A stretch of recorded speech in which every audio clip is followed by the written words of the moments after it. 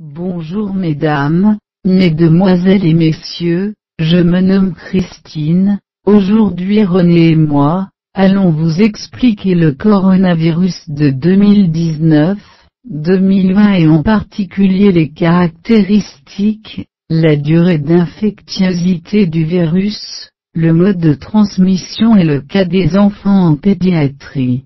En effet, la pandémie est due à un coronavirus, un type de virus enveloppé de symétrie sphérique et couvert de spicules, constitué de diverses protéines, lui donnant l'apparence d'une couronne. Cette couronne se réfère à une représentation commune du virus en 2 dimensions, en termes mathématiques et en 3 dimensions. Ces protubérances s'inscrivent dans ce qui s'apparente à une couronne solide.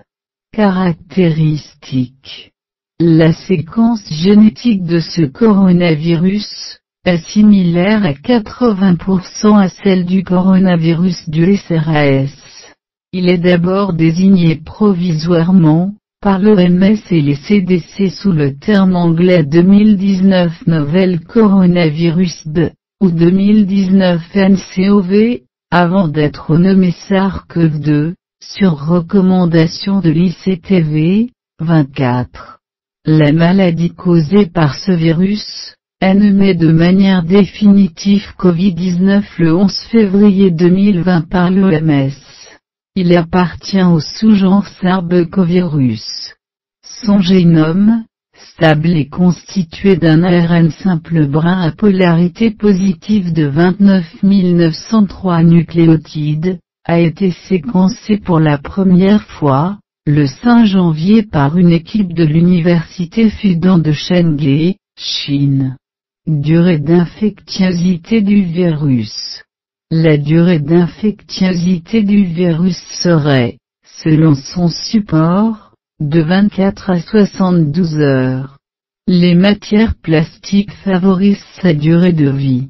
Sous une température de 25 degrés Celsius, 25 degrés Celsius, il persiste plus longtemps. Au-dessus de 30 degrés Celsius, sa durée de vie diminue fortement. Mode de transmission. Dans le SRAS, il n'existait pas de forme bénigne. De plus, les malades allaient à l'hôpital, et ne devenaient contagieux que 3 à 4 jours après l'apparition des signes cliniques, ce qui facilitait le contrôle de la pandémie. 36. Au 24 janvier 2020, on ignore cependant encore les modalités précises de transmission interhumaine.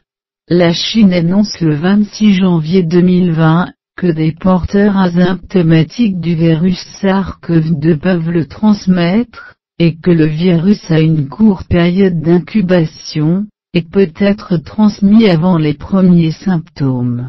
Les contaminations semblent cependant presque toutes issues de contacts avec des sujets présentant déjà des manifestations de la maladie. 39.